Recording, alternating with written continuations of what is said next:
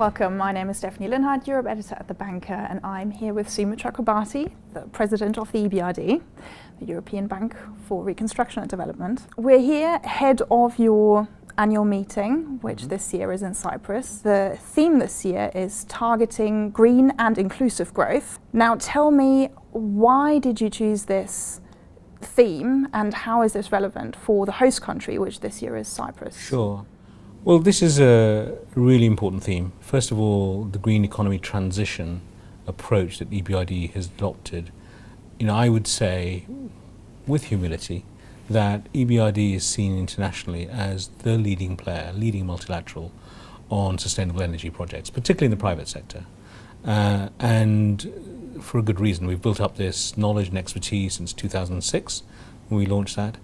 And we decided that when COP21 happened in Paris and the whole climate change, there was a push on doing more in this area, that EBRD really has to step up even further. So we've had a target since 2006 of about 25% of our lending in the green economy area should be in the green economy area. But now, what was very interesting is our shareholders supported a shift upwards to 40% to be in this area by 2020. We're already doing about a third now, so we're well on the way to getting there.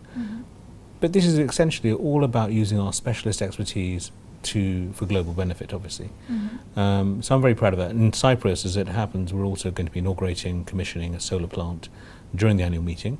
It's very symbolic of that. The inclusion side, I think, is really important because one of the fair critiques, in my view, of globalization, but also potentially of the technological revolution as well that's happening, is that the various cohorts of people are getting locked out of markets. It could be female entrepreneurs in many of our countries, but it's also many young people who can't get access to jobs, access to finance. And also in many of our countries, you'll notice, if you judge that country by the capital city or the biggest business city, you're probably going to make an unfair judgment. Actually, there's a lot to do in the underdeveloped areas of those countries. I always say if you go to Turkey, our biggest market, you can't judge Turkey on the basis of Ankara, Izmir and Istanbul. You've got to go into rural Anatolia to see the needs. So it's really a very strong response to the critique of globalization that says somehow we have to bring these people into the marketplace so they feel they get a fair share of the benefits of the open market economy. And we have, therefore, our shareholders have approved this economic inclusion strategy, focusing on some of these themes, and that's why we want to give it a big push, a big launch going forward. And it links very much to how we believe a modern market economy should look.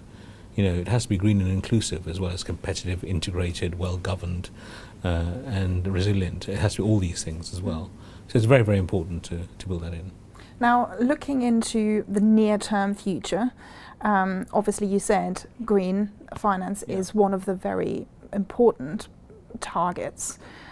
Which other areas would you say are also strategically important going forward? I think the big challenges for EBRD in the coming year and the following 2 years through to, say, 2020 are threefold. One is to maximize transition impact in a regional operations which, let's say, has some challenges. It has growth challenges we've talked about, although it's good to see the Eurozone, I think, bouncing back now. But we also have geopolitical challenges in much of that region. We've had the impact of sanctions, not just on Russia, but then the slowdown in the Russian economy with the oil price as well, affecting Central Asia. So it's a big challenge. And on top of that, of course, many of the banks, commercial banks in our region are quite liquid. So, to find the project that they won't do that we should do has become harder. Maximizing transition impact, therefore, I think is a big challenge going forward. But the last 2 years we've shown we can do it. Second challenge would be the whole financial sustainability agenda. If you look across the world of multilateral development banks, they're all finding it tough to make money. Emerging markets at the moment not producing a high enough return generally. And we have become very, very serious about this in terms of our income generation approach, doing more through equity as well in a number of countries. And I'm very pleased to say that last year we achieved nearly €1 billion of profit. It was a very, very good year, and this year already we're doing very well as well. So Financial sustainability is really important because the more money we can make, we can plough back into our projects, and that's very important for us. The third area is, and I would like by 2020 for EBRD to be recognised as the most effective and efficient multilateral institution going. And I think in terms of our business model, that is certainly very, very distinctive, and people recognise that private sector development focus, and that's what makes us very effective.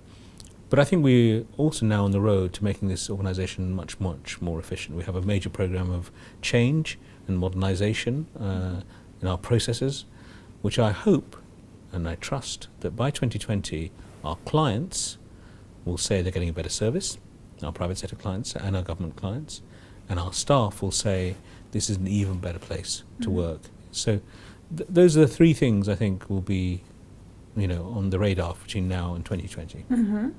You've mentioned a lot of interesting points there.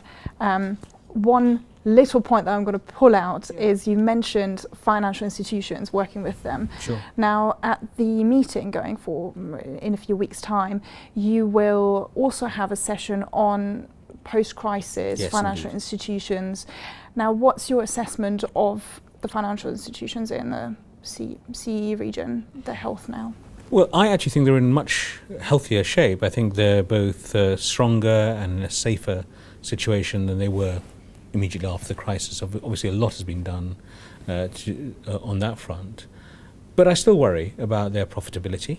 I think their margins on their loans are such that they're not making a lot of money. So while they're quite liquid, they're not doing a lot of lending. And the other part of this, of course, which relates in a way to the conservatism of some of these banks, is of course a non-performing loan ratio. So a big challenge I think for EBRD under the Vienna Initiative, working with others, is what can we all do to try and make it easier for these banks to lend? How do we tackle the NPL problem in particular?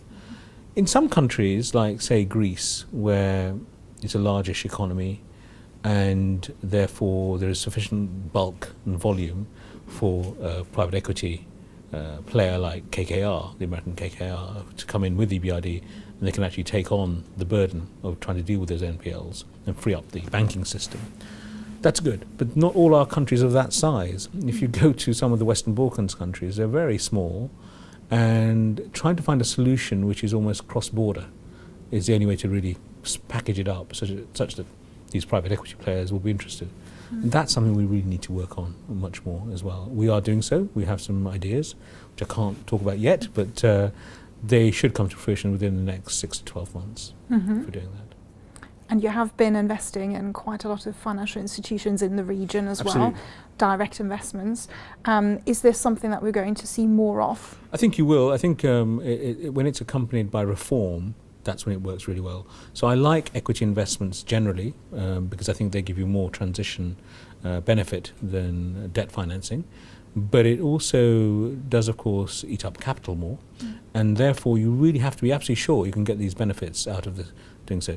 We tend to do that really well, whether it's in banks or corporates, by trying to get directors onto boards as part of the equity investment, and then working with the management of those organisations on their strategies, their leadership and management capability to try and improve them, to make those companies better. And sometimes we'll even link that equity investment to a broader reform programme. So in Hungary, I think what we've done with Erste Hungary has been very important, but it was linked very much to a banking sector reform programme that we and the government signed. And the same in Greece. I think this input into the 4 systemic banks, the equity we've taken there, has been part of a programme of reform, a long-term programme of reform. We're not going to see our money returned tomorrow. It's got to be a long-term play. But yes, I think equity in banks, but also in corporates, will be a part of what EBRD continues to do in the years to come. Well, Suma Chakrabarti, thank you very much. We're very much looking forward to the annual meeting. Thank you very much, Stephanie. Thank you.